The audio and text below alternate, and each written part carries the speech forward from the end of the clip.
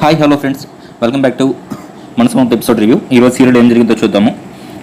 సిద్ధార్థ్ వాళ్ళ ఇంటికి వస్తాడనమాట. అంటే సర్పంచ్ వాళ్ళ ఇంటికి ప్రియతో మాట్లాడుతూ ఉంటాడు. తను ఎలా తిరిగితే ఎలాగైనా తిరిగింది, అది నాకు తెలుసు, నేను పట్టించుకోవడం లేదు, అందుకే పట్టించుకోవడం లేదు. కానీ వేరొకరితో గడిపి కడుపు తెచ్చుకొని ఆ ఇంట్లో స్థానం మరింత పెంచుకుంటుంది. ఎంతకైనా తెగించిన మనిషిని ప్రియతో అంటుంటాడు. అందుకు ప్రియ వచ్చి, మరి మీ అన్నయ్యకి తెలియదని అడుగుతుంది.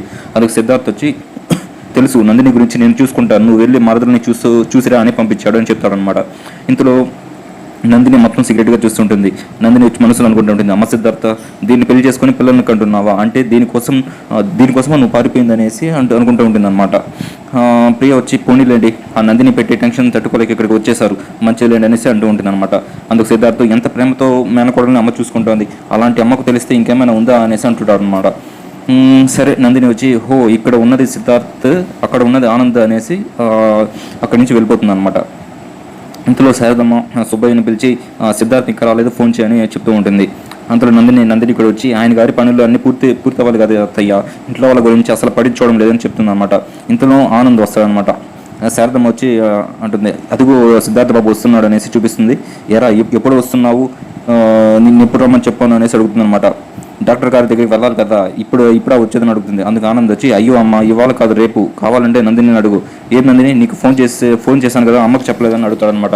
అందుకు నందిని, అవును అత్తయ్య, రేపే రమ్మన్నారు అత్తయ్య అని చెప్తుంది. నా బిడ్డకు తండ్రి ఆయనే కదా, అంతా గుర్తున్నట్లు ఉంది అనేసి చెప్తుంది అనమాట. ఇంతలో శారదమ్మ కూడా అక్కడి నుంచి వెళ్ళిపోతుంది, బయటికి వెళ్తాననేసి. ఆనంద్ అడుగుతున్నమాట, ఏంటి కడుపులో ఉన్న బిడ్డకు నేనే తండ్రిని అనేసి హింటినిస్తున్నావు, నువ్వు ఎన్నిసార్లు చెప్పినా నిజం తొందరలో తెలిసిపోతుంది అనేసి చెప్తాడనమాట. అందుకు నందిని, నువ్వు ఆడుతున్న నాటకం కూడా నాకు బాగా తెలుసు. ఆనంద్ వచ్చి, ఏంటి అదేని అడుగుతాడు. అందుకు నందిని, ఒకడు బయటికి వెళ్ళాడు, ఇంకొకటి లోపలికి వచ్చాడు అనేసి చెప్తుంది అనమాట. అందుకు ఆనంద్, తెలిసిపోయిందా, తెలిస్తే మధుని ఇక్కడికి పిలుచుకొని వస్తాను, అప్పుడు ఏం చేయలేవు అనేసి ఆనంద్ అంటాడు అనమాట. అందుకు నందిని, నువ్వు చూస్తుండగానే బిడ్డను కంట ఈ ఇంటికి వారసుడిగా పరిచయం చేస్తానని చెప్తున్నా అనమాట. అందుకు ఆనంద్, అంత లేదమ్మా, రెడీగా ఉండి బయటికి వెళ్ళడానికి అనేసి చెప్పి అక్కడి నుంచి వెళ్ళిపోతాడు అనమాట. ఇంతలో రంజిత్ ఫోన్ చేస్తాడు నందినికి. నందిని వచ్చి, హలో చెప్పు అని అంటుంది. అందుకు రంజిత్, మీరేదో నన్ను ఆదుకుంటారనుకుంటే ఏం పట్టించుకోవడం లేదు అనేసి అంటాడనమాట. అందుకు నందిని, డబ్బులు ఇచ్చాను కదా, ఇంకేం కావాలని అడుగుతుంది.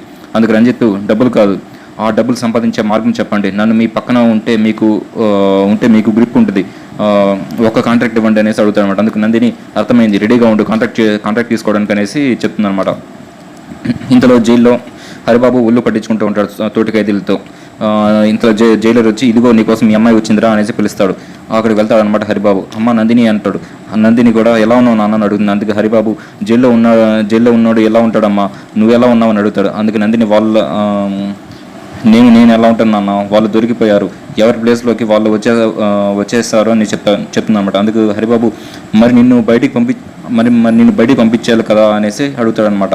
అందుకు నందిని, ఎందుకంటే ఆల్రెడీ వాడికి పెళ్ళయింది నాన్న సిద్ధార్థ గారికి, నేను అడ్డు తప్పుకుంటే దాన్ని ఇంటికి తీసుకురావాలనుకుంటున్నాడు అని చెప్తాడనమాట. అందుకు హరిబాబు, అర్థమైందమ్మా, నిన్ను కాదని నందిని, ఎందుకంటే ఆల్రెడీ వాడికి పెళ్ళయింది నాన్న, నేను అడ్డు తప్పుకుంటే దాన్ని ఇంటికి తీసుకురావాలనుకుంటున్నాడు అని చెప్తుంది. అందుకు హరిబాబు, అర్థమైందమ్మా, నిన్ను కాదని ఆ పిల్లని తీసుకువచ్చి కోడలుగా పరిచయం చేస్తాడనమాట. సరే, నేను ఒకటి చెప్తాను, ఫాలో అవ్వ అనేసి మొత్తం చెప్తాను డీటెయిల్గా. అందుకు నందిని, సరే నాన్న, నువ్వు చెప్పినట్టుగా ఫాలో అవుతాను, జాగ్రత్తగా అనేసి అక్కడి నుంచి వెళ్ళిపోతుంది అనమాట. ఇంతలో రాఘవయ్య ఇంటికి వస్తాడు. మధు కూడా వస్తుంది.